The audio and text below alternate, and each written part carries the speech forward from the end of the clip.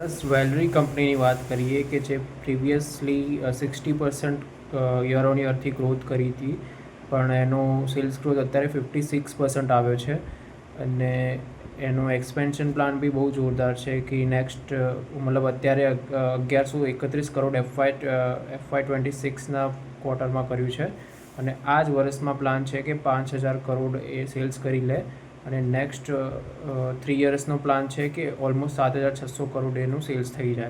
તો આવો huge expansion plan સાથે સ્કાય ગોલ્ડ કામ કરી રહી છે અને મોટી મોટી જ્વેલરી કંપનીઓ કલ્યાણ જ્વેલર્સ, PNG ગડગિલ આ બધા એના કસ્ટમર છે.